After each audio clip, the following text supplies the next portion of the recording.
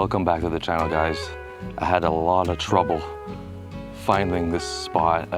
So this is a trail just north of Montreal and Mont Tremblant, and I had a real tough time to try to find a parking spot.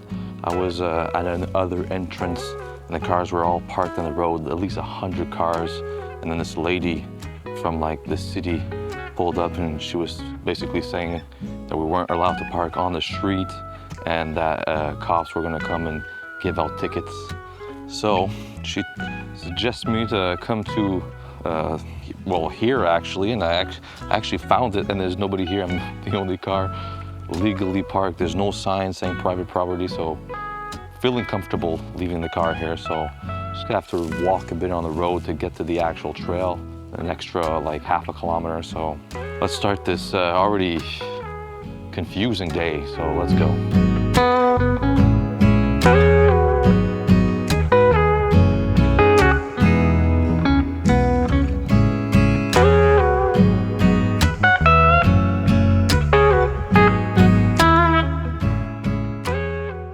So I made it to the trail, and it's a beautiful autumn day, but the only downside with this section is obviously I have to do that extra bit of the road.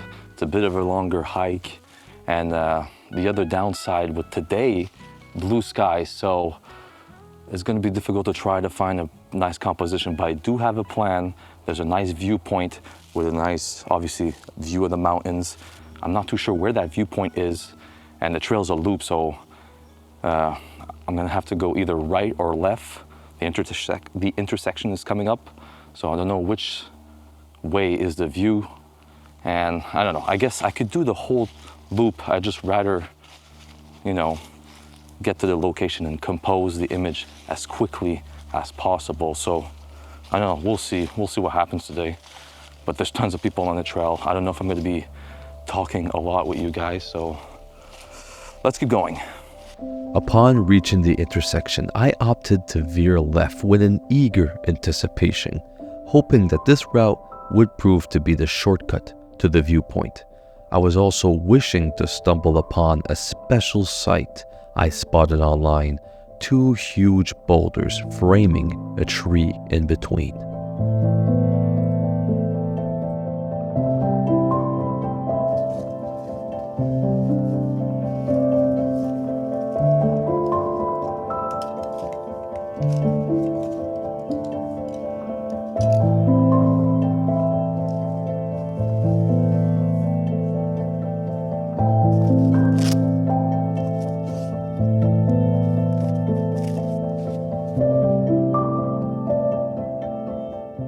The captivating beauty of this location made me wonder the origin of these huge boulders. Composing this scene proved to be a challenge though.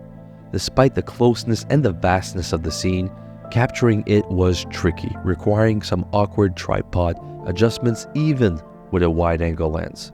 However, I successfully framed 3 compositions. Let me know which one you prefer.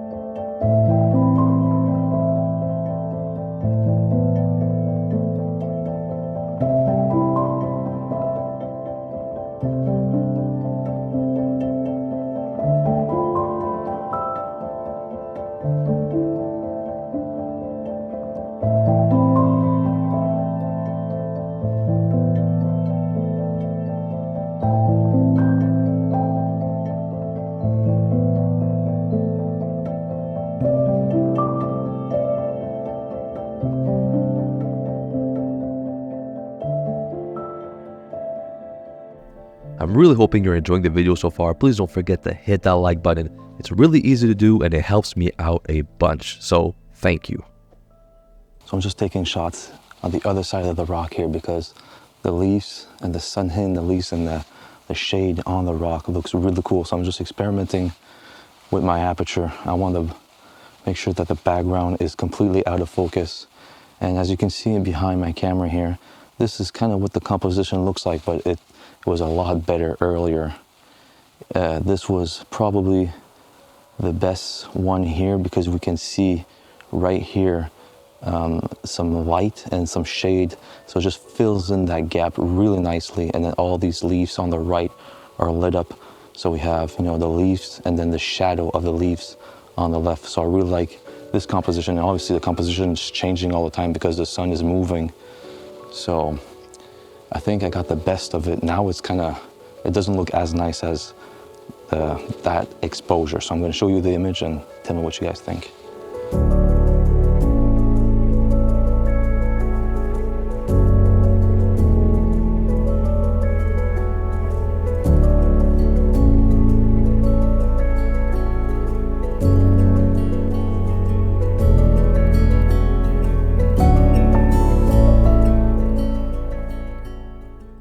Hey, quick shout out to all my amazing viewers and subscribers. I know this is a small channel. I just wanted to express my gratitude for your ongoing support, liking and commenting on the videos. Also, don't miss out on my end of year sale. Get 30% off all my prints, whether it's frame, on paper or acrylic. Simply head over to my website. The link is in the description. This epic deal is only available for a limited time, so act fast. Here's to an awesome end of the year, and hey, if prints aren't your thing, consider subscribing to the channel. It's the best way to support me. Big thanks. Let's get back to the video.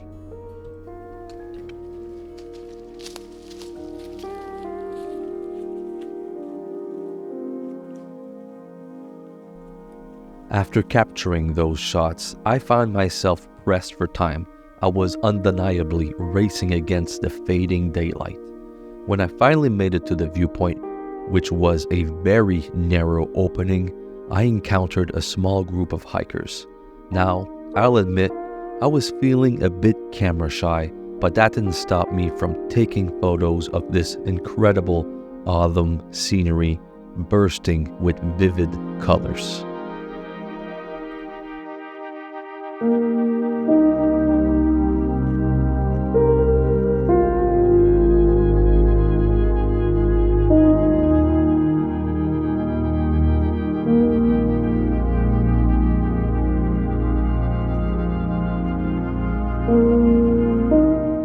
In capturing the first photo, my goal was to quickly secure a wide-angle shot. I politely asked the hikers to step out of the frame, and thankfully, they agreed. To express my gratitude, I took a group photo for them using their cell phones. After that, I could take the rest of the shots without bothering anyone.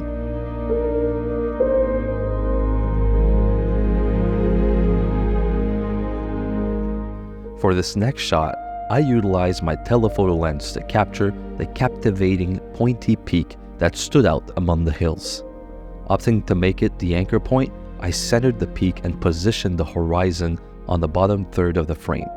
The empty space in the top 2/3, complemented by the subtle sweeping clouds and the gradual shift in color from the yellow to the blue, added a visually pleasing touch.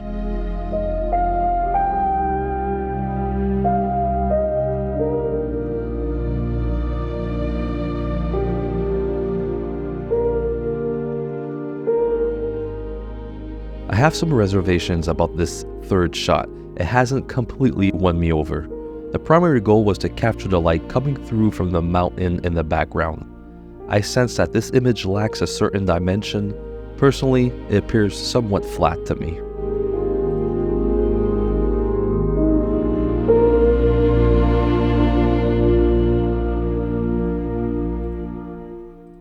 This final image essentially mirrors the composition of the second, but was shot 20 minutes later. I adore the pink hues in the sky, but I'm not sure which one I prefer between the golden light and this one with the pink sky. Tell me which one you prefer down in the comment section below. All right, guys, sorry about sunset. I couldn't really record and talk to the camera because this viewpoint is very small and narrow, and there was tons of people here. So I did my best to try to record without, obviously recording people into the video. But yeah, that's basically what happened during the last couple hours. And I was rushing to come up here because I was talking to this fellow photographer, and we were talking for a little while, and then I was like, man, I really have to go. So I was just like running up. As you can see now, it's dark, it's night, but I want to try to do a astro shot, more specifically the Milky Way, and we'll be able to see the core of the Milky Way just right here. Actually, it will be like straight, it won't be angled. All right, so I think I have an idea for a composition using that town over there. Has some lights, nice mountains around the town, and hopefully just get the Milky Way somewhere around there. Milky Way is still in another 30 minutes, but I'm a bit worried because I just remembered that there's a full moon tonight, and it's already out. So all right, so the Milky Way is showing up. I had the Tamron 28-75 on at f2.8 at 75, and there was a couple problems because of the moon and all the light pollution. You know, because I was zoomed in at 75, I could go around 4 seconds at f2.8. So I decided to put my Sony 55 1.8, and now that I'm at 55 millimeters, I could shoot around 6 to 8 seconds with f1.8. So that's a lot more light coming in. All right, so I have the Milky Way dead center in the frame, and the moon's really bright tonight, and it's a good and a bad thing because it's lighting up all the landscape. But obviously the Milky Way, you can see it, but it looks faint. So I'm taking a whole bunch of exposures, and I think I'm gonna stack them in Secretor. I'm not too sure exactly what I'm gonna do. I'm really gonna try to do a heavy edit on this composition just to try to bring out the Milky Way, but I'm not too sure what's gonna happen. But this is the last shot of the night, so here's the image, and I hope you guys like it.